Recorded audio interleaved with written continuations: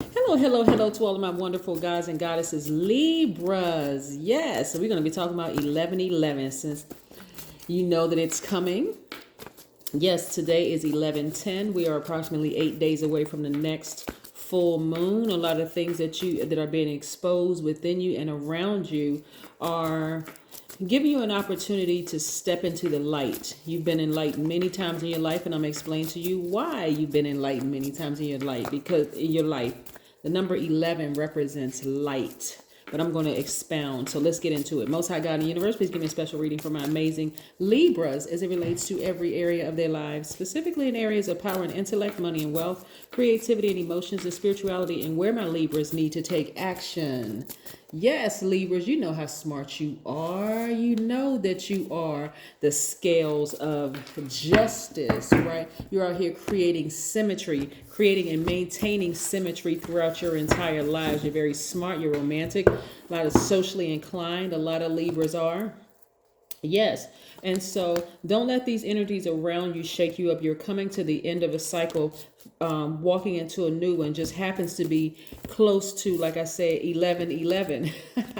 So I want to keep you focused. I want you to take the blindfolds off so you can see things all around you. Like really remove these blindfolds so you can see. You're too smart of a sign not to want to see certain things, right? Some of the relationships around you are ending, and I know the grieving process can really cause you to like not want to see things that you've been seeing, but you've been enlightened, right? So in order for you to understand how the number 11 works, it is very, very powerful, by the way. The number 11 is, all numbers are very powerful, but we're going to specifically speak about how you've seen the number 11 and how many signs you've gotten about certain relationships that you need to remove. 11, you can see it in any form. It doesn't necessarily just take the form of numbers, right? 11, you could have seen the number 11 in the number 29 because 2 plus 9 is 11. You could have seen it in 38. Let me back it up. You can see it in 29, 92, 38, 83. You can see it in 47, 74. You can see it in 56, 65. You can see it in 74, 47. You can see it in 83, 38. See, you can see it in 92, 29. You can see it in 119, 128, 137, etc. As long as it reduces to the number 11, that's the number of light, right? That is God trying to get a message to you to vibrate higher so you can see things as they really are. So I see a lot of you all starting to pay attention to the number 11 and stepping into that portal so that you can receive messages to your highest self, like listening to your highest self. It's really about balance, the number 11 is. And right, it's about mastering listening to your inner voice, the only true voice connected to your divinity, to your soul. So anytime you feel a sense of separation or division, you want to tune into what God is telling you. God resides in you, right? So again, you're stepping into a rebirth. There's really nothing for you to fear for rebirth, for death, rebirth. Some of those relationships are coming to an end. Let God handle the whole situation. Take the blindfolds off. You've been getting every sign under the sun. You're like, I just need one more sign. I just need one more sign. All air signs, your energy comes through, your messages comes through the air. It can come through dreams, it can come through visions, it can come through hearing a loud booming voice or a whispering voice, Libra. But nevertheless, all these messages and signs are coming through directly to you, right? And I'm also seeing a lot of you all traveling, being a lot more conservative with your money. So the money that you were giving to other people and other things that didn't serve your highest purpose, you're using that money to travel overseas. So overseas for some people could be coming to the United States. It could be leaving the United States and going somewhere else temporarily just to travel, meeting new people. But you're at the end of a cycle of enlightenment, right? You've been enlightened all along this journey, and so it's time to go to the next level so you can be even more enlightened, right? But this may have been a long and arduous path because some relationships are ending.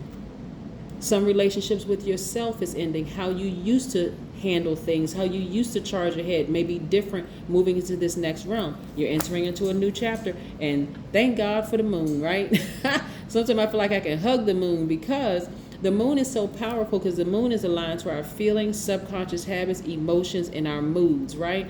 And so people can only hide who they are but for so long before it's exposed. The moon is doing it. You don't have to create fake scenarios and all of that other stuff. The moon will do it for you. right? So so I see you at the end of a long and arduous path, and so you have been enlightened. That's the number 11, right? And you've seen it in many different forms. People are looking for so many different signs, but they're all around you. Even when you look at this right here, the number 11, right? Look at your door where you are right now. Wherever you are, there's a door. You got in there and you leaving out of there some kind of way. You're not jumping out of windows. But even if you saw a window and it had these two sides to it right here, a left and a right side to it, the number 11, right? If you're in the car and you're driving down the street, you see the number 29, 38, 47, 56, 65, 74, 47, 83, 38. 92, 29, boom, that's what you're looking at, the number 11. That's a sign. God is trying to get you to step into the light so you can see the light is inside of you. What is your inner voice telling you about certain things, right? Yes, look at the wall plate. Looks like the number 11, right? You stick the plug in the wall, boom, the number 11. It's all around you, trying to get you to listen to your highest self, right? So again, I see you very well enlightened, right? Your third eye is wide open. It's also called your brow chakra. It's on fire right now. Plus, here we have the crown chakra. This is your God level of clarity. A lot of you all are spending time near water or taking spiritual baths or spiritual showers or getting near some water or even meditating, listening to water sounds in the background like you're on the beach. But again, you coming to your highest self, right? You're connecting all sides of yourself, the seen, the unseen, the known, the unknown, right? The dark, the light within yourself. But again, you're taking these blindfolds off so you can see things as they really are. So yeah, if the relationship is coming to an end, let God deal with the rest of it. God has been in the mix the whole time anyway. Yes. Trying to get you to see things that sometimes you don't want to see. But that's okay. The signs will keep coming until you pay attention. Until you pay attention. A lot of people are like, should I do this or should I do that? Should I do this or should I do that? And your sign's been around you this whole time. It's not always in a form of numbers. As a numerologist, I love numbers. Every time I see a number, I'm reducing it to a single or double digit and then looking at the shape of the number and just see, of course, I would know that. But again, looking at what is the vibration of that number, what messages are coming through. But sometimes it doesn't come in the form of numbers. That's the beauty of all of this that God gave us. Like, pay attention, open your third eye, connect with your highest self. Yes, you don't have to go through life confused. You really don't. It's all right. It's laid out there right for you, right in your face. We also have the 7 of Cups, right? So when you look at things with your natural eyes, with just your flesh, right? And you've experienced snake moments. Some of those snake moments had to happen. Even looking at the medical symbol, you have 2 snakes on there. One represents good, one represents evil. Yes, a lot of people have encountered evil spirits. Yes, they have, because they exist, right? That's the other side of ourselves, right? But here we have this snake right here. In this particular instance, what you're dealing with is situations that was going to keep biting you until you take these blindfolds off. What keeps biting you until you take the blindfolds off? Do you have a sibling or somebody in your family that just keep having their hand out asking for money, but they're not trying, they don't have any ambitions at all, they don't even see what you had to go through to be who you are today? Then hey, you maybe have to, you may have to end that situation, right? And I don't mean completely stop talking to them. I'm saying start saying no. Right? Or whatever the situation is, right? Some of the situations you have to dead those situations so that you can move on. This right here, this death rebirth card is attached to the sign Scorpio, right? You want to balance your life out. When we talk about 13, this is the card, the number on the card. 1 + 3 is 4. But 13 is really, really about balance, being grounded, being logical in your thinking, right? So yes, again, you may have had a lot of interaction with snake energy, but it's time for you to start trusting God in you. Clear messages are coming through, Libra. There's no and, ifs, or buts about it. Should you leave the job? The mess is already, clear signs all around you. Should you leave a certain relationship or friendship or whatever? Messages all around you.